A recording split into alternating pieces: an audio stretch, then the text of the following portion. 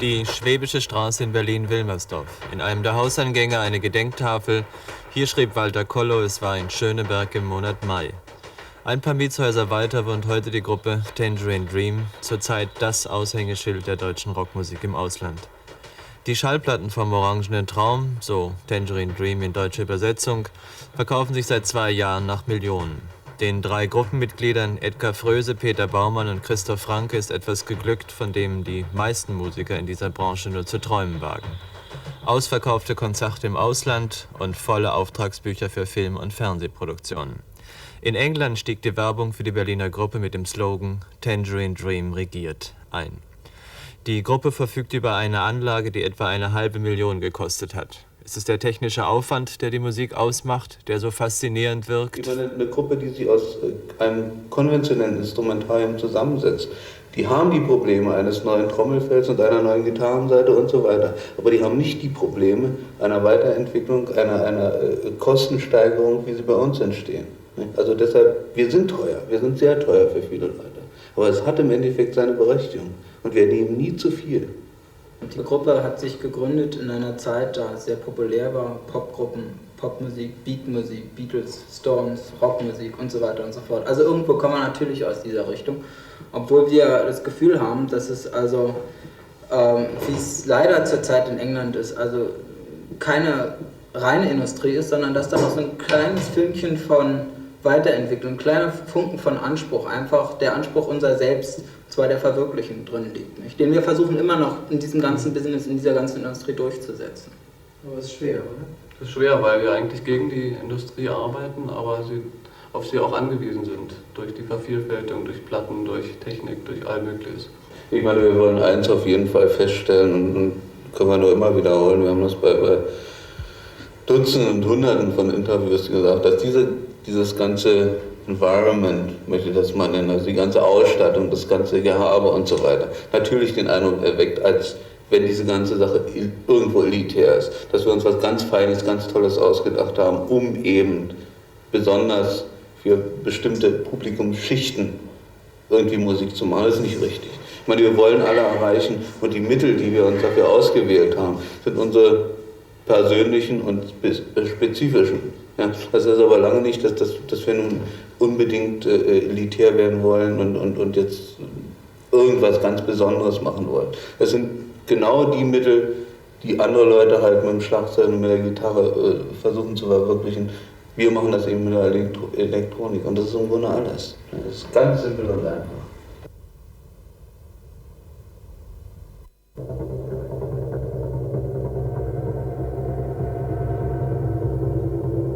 Die Musik beruhigt mich. Ich stelle mir vor, ich laufe in ein Traumland, umgeben von schönen Bergen und Bäumen. Am Äußerlichen bin ich wie betäubt und fange ein bisschen an zu frieren. Die Musik trägt weit weg von der Realität. Teilweise Assoziationen zu Landschaften, Wald, Sumpf, Wüste und ein Gefühl von unheimlich großer Weite. Für einen kurzen Moment sehe ich einen Kirchenchor und überall bedrückte und weinende Leute, wie zu einem Begräbnis. Indianer tanzen rhythmisch auf und ab, fliegen durch die Luft, bewegen sich mit ihr, tanzen mit dem Boden zusammen. Brummtöne kommen wie aus dem Körper selber, prallen am Körper ab.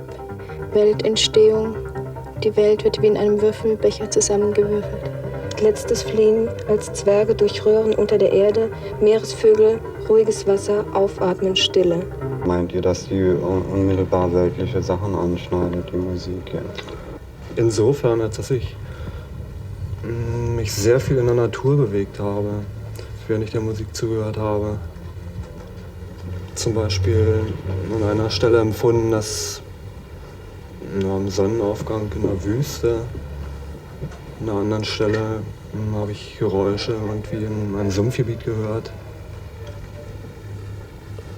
Ja, aber so irgendwie so Sonnenaufgang in dieser Stadt oder so?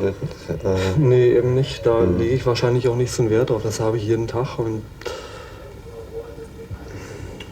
ich bin nicht so scharf darauf, das ständig zu erleben.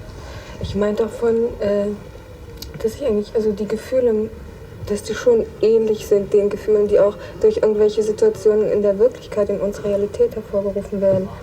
Und sonstige Sachen, also Bilder oder sowas, die hochkommen, das sind deiner Fantasie überlassen in dem Moment. Ne? Deswegen höre ich auch so eine Musik, ja, dass wirklich Sachen von mir kommen und nicht Sachen, die von außen in mich hereingetragen werden.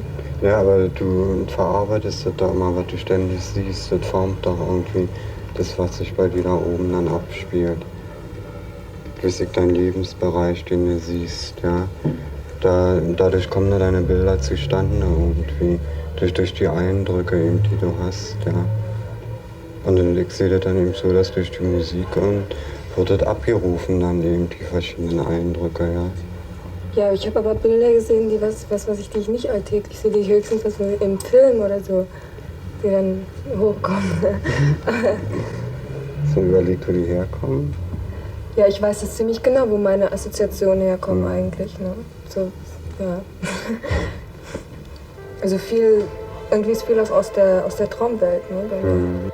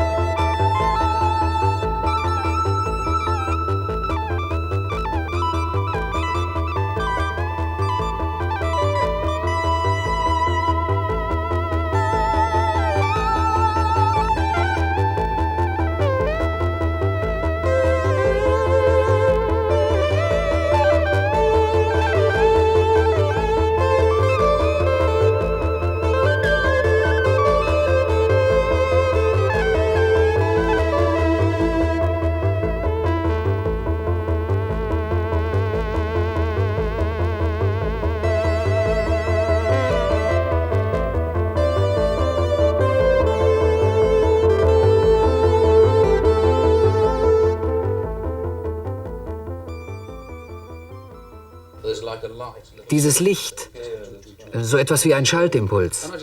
Stundenlang saß ich da. Tangerine Dream sind die ersten Musiker, die den Klang einer industriellen Umgebung über den Synthesizer in ihre Musik einbeziehen. Und zwar so, dass er Bestandteil der Musik wird. Eigentlich ist das klar, denn Rockmusik hat schon immer ihr Vokabular aus ihrem Umfeld aufgesogen.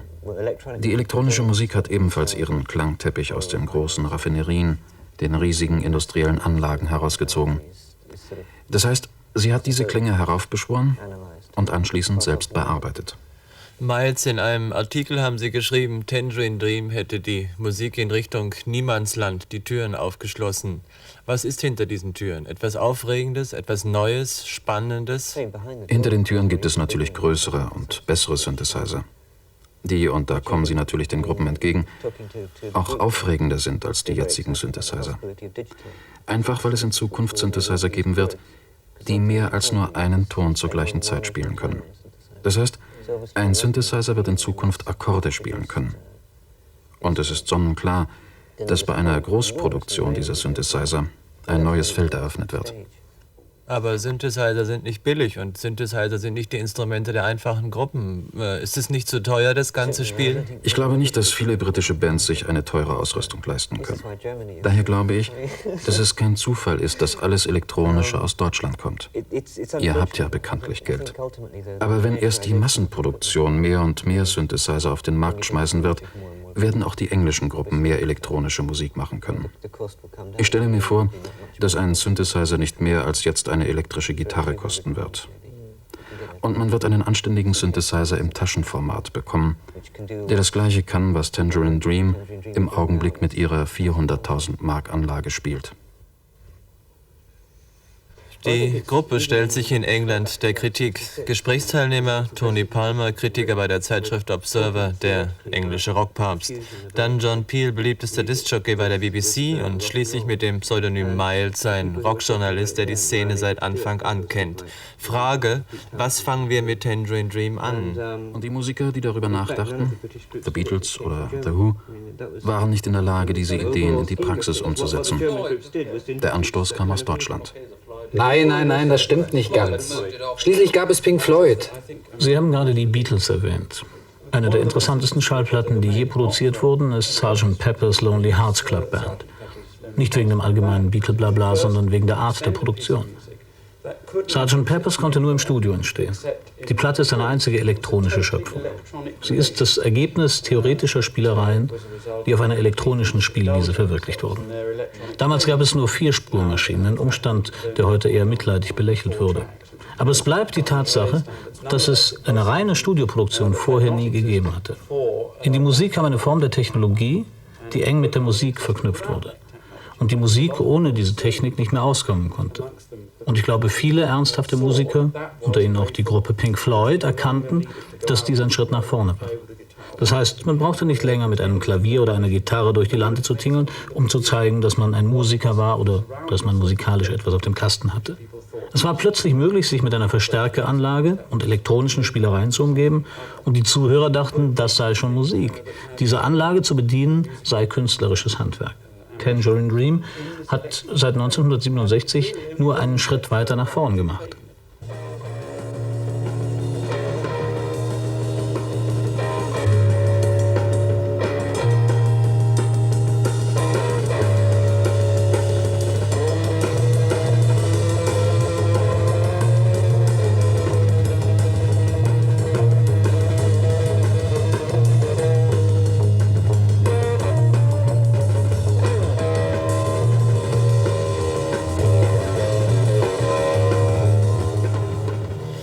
Das Jahr 1967. Von der heutigen Besetzung der Gruppe war nur Edgar Froese dabei.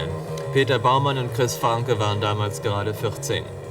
Tangerine Dream spielte eine Musik, die sich an der freien Improvisation orientierte und in endlosen Spannungsbögen die Zuhörer zum Tanzen animierte. Doch schon bald verließ Edgar Froese, von der Auswegslosigkeit dieser zufälligen Spielerei gelangweilt, den Weg des Kommerziellen.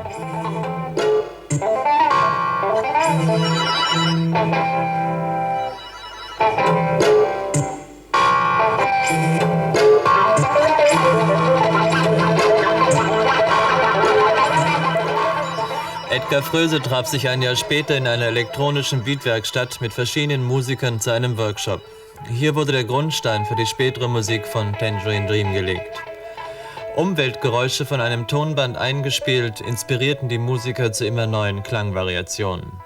Nur die Technik des Einspielens und Zuspielens von immer neuen Geräuschkombinationen erschwerte musikalisches Kommunizieren. Das änderte sich erst im Jahre 1970.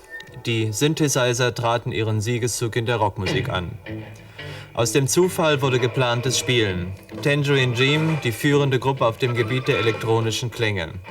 Das Problem war nur, würde es diese hochtechnisierte Musik schaffen, den Markt zu erobern? Denn Tony Palmer kritisiert das intellektuelle Moment in der Musik von Tangerine Dream. Die musikalischen Konstruktionen von Tangerine Dream sind für die meisten Zuhörer zu intelligent angelegt. Ich meine, Ihre Musik ist in hohem Maße Musik, die mit dem Stilmittel des Kontrapunkt arbeitet. Es fällt mir schwer, dies zu sagen, da es im Allgemeinen unsinnig ist, im Bereich der Popmusik so künstlerisch zu argumentieren. Aber es bleibt die Tatsache, dass Tangerine Dream klassische Musik macht. Und dieser Umstand erschwert die Aufnahme beim Publikum. Die Gruppe selbst sitzt fast bewegungslos hinter ihren Instrumenten und die Leute hören nur noch regungslos zu. Dazu gehört eine gehörige Portion musikalischer Vorbildung, aber ohne diese Vorbildung kein Hörgenuss. Ich selbst kenne Tangerine Dream nur von 2 oder 3 Live-Auftritten und von Plattenaufnahmen. Aber das Erstaunliche an dieser Gruppe ist, dass sie trotz des hohen Anspruchs relativ frei und gelöst spielt. Und dass das Publikum sie mag, aber nichts mit ihnen anzufangen weiß. Das stimmt nicht. Schließlich ist jede LP in den englischen Hitparaden vertreten. Das heißt, sie wird gekauft. Tangerine Dreams Erfolg war vielmehr ein exaktes Berechnen der Zeit. Die Rolle von Tangerine Dream ist vergleichbar mit der Einwirkung von Reggae-Musik auf den Rock'n'Roll. Von Zeit zu Zeit braucht die Rockmusik eine Spritze, eine Eingebung von irgendwoher. Das passiert alle 3 bis 4 Jahre. Warum versuchen Sie die Musik auf ein hohes und ein niederes Niveau einzustufen? Es interessiert mich überhaupt nicht, wie ihr eure Musik nennt. Aber Rock'n'Roll ist primitive Musik. Nein, ich bin da absolut anderer Meinung.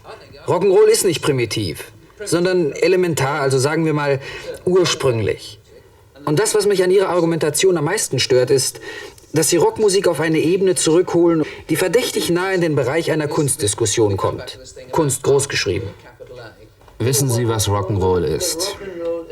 Rock'n'Roll ist die Gefühlswelt der Arbeiterklasse. Ich habe das schon mal erklärt. Und wenn Sie mich fragen, ob ich die Festival Hall in London lieber mit der High Society oder Arbeitern aus Liverpool füllen sollte, ich würde die Leute aus Liverpool vorziehen. Und fragen Sie mich nicht, warum. Es ist für mich ein viel größeres Erfolgserlebnis, eine komplizierte Sache, den sogenannten armen Leuten vorzuführen, als der High Society. Okay, die kommen auch ins Konzert, aber die Botschaft ist für die anderen bestimmt. Dies ist, wenn Sie so wollen, meine Botschaft in der Musik. Nein, Musik hat keine Botschaft. Der Gedanke widert mich an. Es kümmert mich nicht, ob die Leute arm oder reich, links oder rechts sind, Kommunisten, Konservative oder Liberale. Ihr Status hat mit der Musik nichts zu tun. Das ist einfach irrelevant. Es ist mir egal, was Sie denken. Die einzige Geschichte, die mich interessiert, ist die Musik. Und ich vermute stark, dass, weil Sie Ihre Musik Rock'n'Roll nennen, dies der einzige Grund ist, warum Sie nicht noch berühmter sind und von mehr Leuten gehört werden als bis jetzt. Es ist töricht, dass Sie darauf beharren, Ihrer Musik einen Namen zu geben. Und ich bin gegen jede Art von Namensgebung in der Musik. Ich kümmere mich nicht darum, ob es klassische Musik oder Volksmusik heißt. Das sind nur Namen, Begriffsbestimmungen. Okay, geschenkt. Also an dem Punkt verstehen wir uns. Aber warum dann Rock'n'Roll? Sie haben gesagt, arme Leute ziehen Sie an. Was machen die Reichen falsch? Was ist falsch daran, rechts oder links zu sein oder vom Mond zu kommen? Oder vom Mars oder weiß Gott woher? Warum sagen Sie nicht einfach, wir spielen nur Musik für Chinesen? Ja, okay, aber Sie müssen doch eine Tatsache zur Kenntnis nehmen. Dass 80% der Leute in England, Deutschland, Italien oder Nordamerika Arbeiter sind und nicht zur Oberschicht gehören. Sie glauben im Ernst, dass 80% der Amerikaner Arbeiter sind? Das ist wahrscheinlich der Grund, weshalb Tangerine Dream in Amerika keinen so großen Erfolg hat. Ich sage Ihnen, 98% der Amerikaner sind Mittelklasse-Leute. This is not very important. It's really not very important, excuse me, but it doesn't matter whether you call it rock or...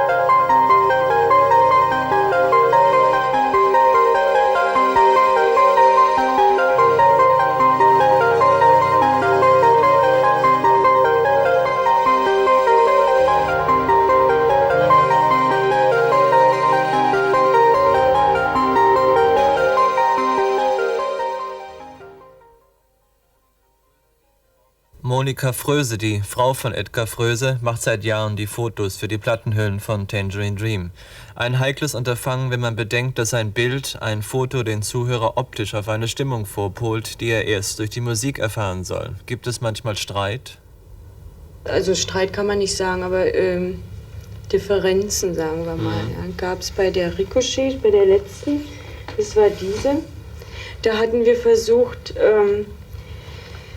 solche Klinkenstecker, die die Gruppe ja auch benutzt, an ihrer Anlage auf den Spiegel zu stellen und in verschiedenen Formationen und das dann eben zu fotografieren. Und die Gruppe sagt also, das würde viel zu aggressiv aussehen, das sieht aus wie Kanonenkugeln oder so, ja.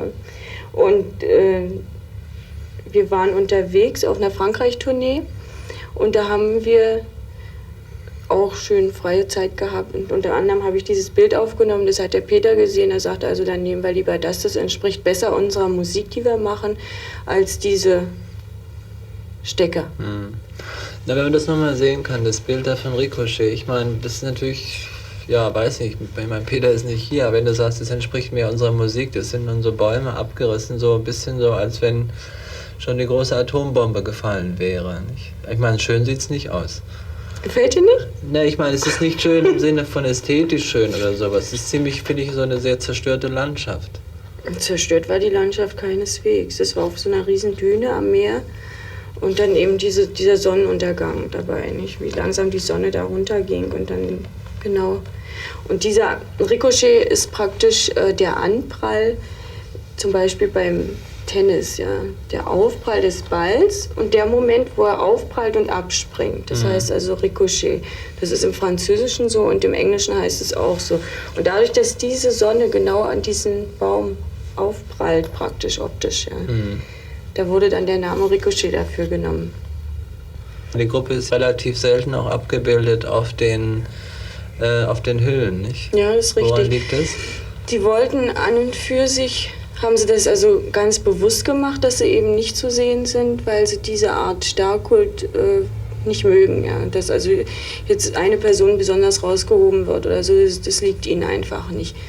Jetzt haben sie allerdings bei der Ricochet, da sind sie einmal davon abgewichen und haben also sich Bilder ausgesucht, die ich gemacht habe von ihnen und haben die halt mal draufgebracht. Es ist schwer, sich mit ihnen zu einigen. Ja, was also ihre persönlichen Fotos angeht, da ist es sehr schwer.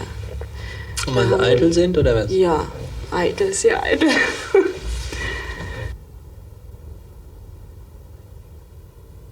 Ein englisches Landhaus aus dem 16. Jahrhundert. Es steht der Gruppe jederzeit zur Verfügung, eine Aufmerksamkeit eines englischen Fans. Tangerine Dream hält sich ausgesprochen gerne hier auf. Aber wie verkraften Sie den Sprung vom Mietshaus in der Schwäbischen Straße zum feudalen Herrenhaus? Ist es Prestige oder Inspiration? Das Gebäude an sich ist so gesetzt in sich, dass es also eine sehr starke Wirkung auch auf uns hat. Und also hier ein Konzert zu machen, das wäre schon eine schöne Sache, obwohl es natürlich völlig unmöglich ist. Ne? Einfach diese starke Ausstrahlung, ja, in gewisser Weise dieses Endgültige, ja, nicht dieses nur übertrieben Business, das in London jeden Tag vor sich geht, sondern dieses Ausgeglichen. Ja, deswegen kommen wir gerne her. Für Edgar Fröse ist das Landhaus kein Problem. Dort, wo heute in Berlin die Gropiusstadt steht, ist er groß geworden. Ein Umzug von Berlin nach London kommt nicht in Frage. Und das Gerede vom Superstar-Gehabe? Wenn man das jetzt separat betrachtet alles, dann sieht das so ein bisschen wie Superstar-Gehabe aus. Ne? Das hat aber damit nichts zu tun. Du kannst nicht unter bestimmten Stressbedingungen, die das Geschäft nun mal mit sich bringt, kannst du nicht arbeiten und auf der einen Seite aber mit deinem Körper in irgendeiner Hinsicht unheimlich freigebig umgehen. Klappt nicht. Da klappst du irgendwie nach 1-2 Jahren ist aus, ist Feierabend. Also du musst ja da schon gewisse, mancher würde das Annehmlichkeiten nennen, also, aber diese Dinge musst du dir einfach leisten können. Ne? Auf der anderen Seite sind wir uns auch darüber bewusst, dass wir in einer Szene populär sind, die sehr oft ziemlich kurzweilig ist und irgendwelche Modegeschichten auch ausgesetzt ist. Das heißt, man kann sich nicht in der Szene etablieren. Man muss damit rechnen, dass man sich ständig verändern muss. Man kann nicht sagen, so bis dahin habe ich es geschafft und die Ebene will ich nicht mehr verlassen. Dann muss man dauernd damit rechnen, dass man durch Anstöße von außen sich verändern muss. Man muss also geistig flexibel bleiben und das proben auch in der Musik, weil wir probieren Spontanität zu wahren. Die gleiche Spontanität in der Musik zu haben. Kann man Spontanität? Ja, kann man das erlernen? Man kann das in gewissen Grenzen sogar trainieren. Allerdings ist das an sich eine Sache, die man einfach befürworten muss und die man exerzieren muss. Du musst einfach ewig in der Lage sein, das, was du bisher voll vertreten hast, einzureißen und dir die Frage von vorne zu stellen, was willst du eigentlich? Das soll natürlich nicht heißen, dass man nicht zu dem steht, was man bis jetzt gemacht hat. Denn und das ist der entscheidende Punkt, wir haben immer sehr versucht, bewusst dem entgegenzutreten, was wir gespielt haben und zu wissen, was wir machen. Und das ist gerade, wenn man so eine gewisse Popularität hat und was von der Plattenfirma ganz massiv verlangt wird, genauso wie vom Publikum eben, so hier habt ihr angefangen und jetzt müsst ihr da weiter. Und genau an diesem Punkt würden wir bereit sein, die ganze Sache hinzuschmeißen und zu sagen, nein, dann machen wir nicht weiter. Andrew, der persönliche Manager der Gruppe, würde er sie verlassen, wenn sich die Musik ändert? Das ist eine sehr akademische Frage. Tangerine Dream würde sich nie ändern. Vom Stil her sind sie so zu einer Einheit verschmolzen, dass ich keine Änderung sehe. Ich kenne sie seit 2 Jahren sehr genau und sie haben mich nie enttäuscht. Wenn sie vor einem Konzert die Stufen zur Bühne raufgehen, dann kann man immer wieder hören, wie einer sagt, wie fangen wir an? Und Peter, Christoph oder Edgar sagt also, ich spiele jetzt dieses. Und der andere sagt, ich habe eine Idee dazu. Und der dritte sagt, ich spiele das.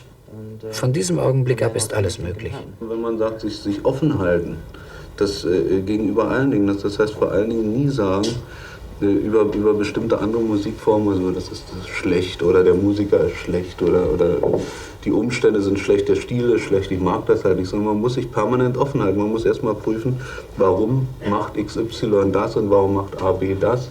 Und man muss herausfinden, wo die wirklichen Bezugspunkte liegen. Man sollte nie eine Sache so von vornherein aburteilen. Ich meine, okay, wenn er sagt, wir würden nie Blues spielen, ja okay, vielleicht wir würden nie Blues spielen, aber deshalb würde ich nie einen Blues-Gitarristen ablehnen. Das würde mir nicht im Traum einfallen.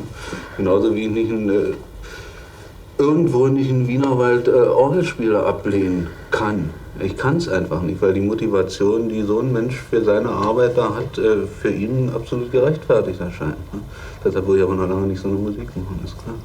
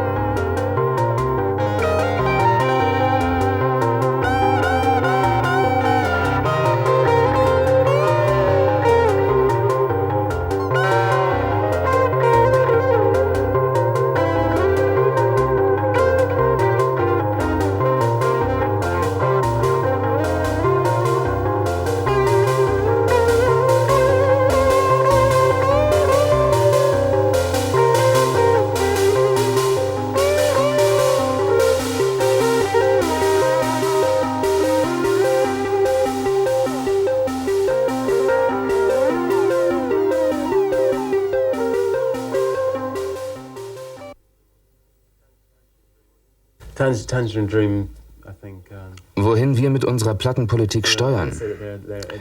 Ich weiß nicht, was die Gruppe mit dieser Anzeige sagen wollte.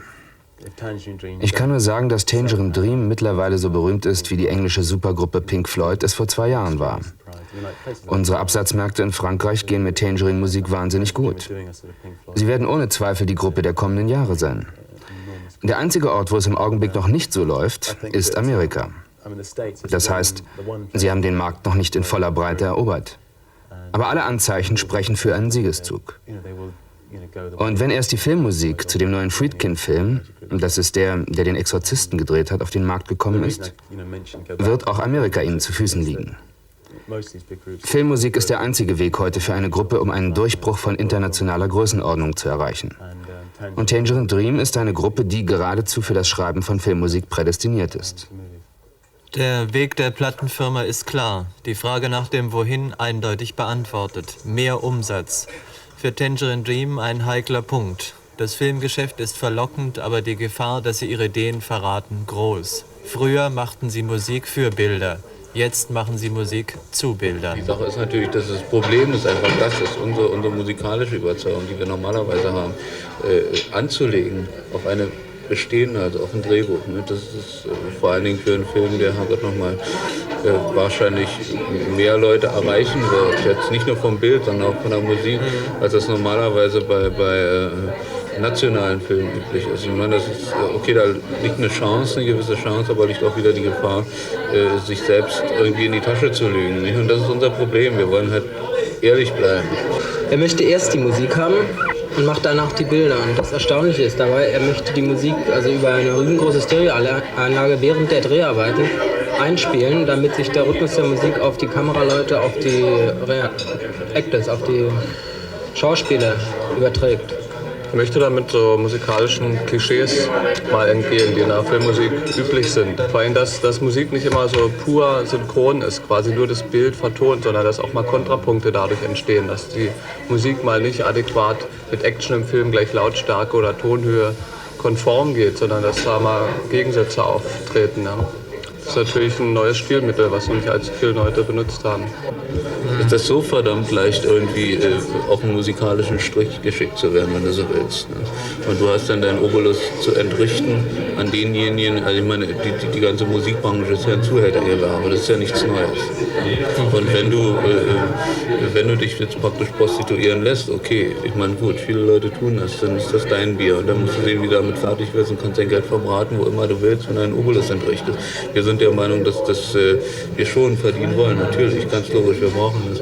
Aber auf der anderen Seite wollen wir sagen, wir wollen sehr gut bezahlt werden, hoch bezahlt werden, aber für eine Sache, mit der man uns identifizieren kann. So einfach und so schwierig ist das auch. Also ich habe heute eine Schlagzeile gelesen auf einer Platte, die heißt, damals zu alt, um Rock'n'Roll zu spielen, aber noch zu jung, um zu sterben. Naja, es ist an sich eine ich meine, weißt du, ich glaube, das sind ganz verbale Sprüche. Das sind ganz verbale Sprüche. Stell dir mal vor, die Typen, die heute meinetwegen 15 sind, ja, die heute 15 sind, die praktisch ein weiß ich, Teenie-Bopper, absolutes jugendliches Publikum darstellen. Ne? Die waren zu Zeiten, als der Name Beatles in Umlauf kam. Ne? Da wurden die praktisch geboren. Ne? Muss dir das mal vorstellen. Ich meine, die gehen auch mit ganz anderen Kriterien daran, als jemand, der diese Zeit irgendwie bewusst oder vielleicht im Unterbewusstsein miterlebt hat.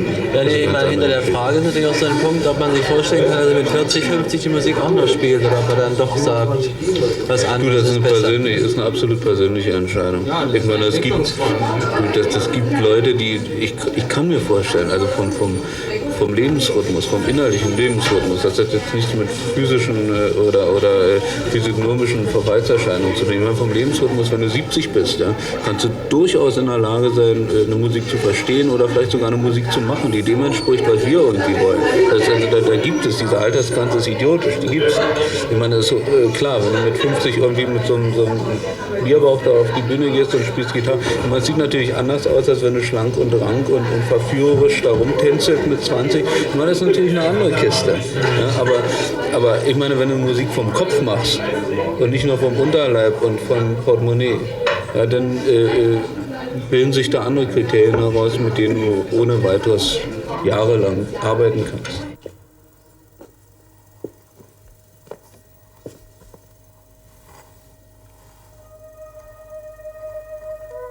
Haben Sie gesagt, ist alles live? Computer, Magie der Elektronik. Da läuft ein Band. Tonband.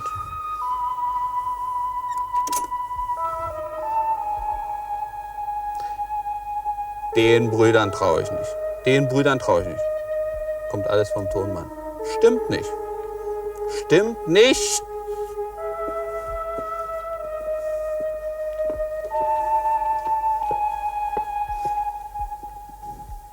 Alles live. Alles live.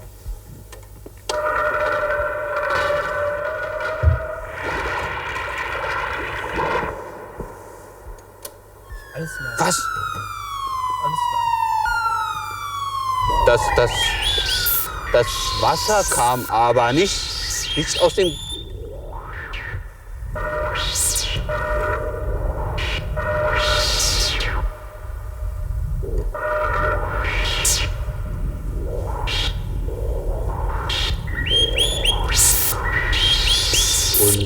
Und wenn der Wind aufhört? Musik, macht alles Musik. Musik? Und was ist später?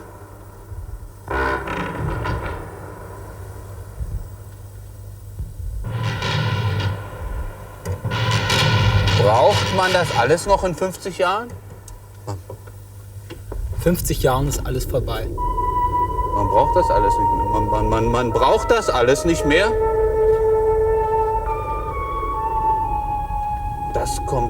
Das kommt alles von hier, von hier, von hier, von hier, von hier.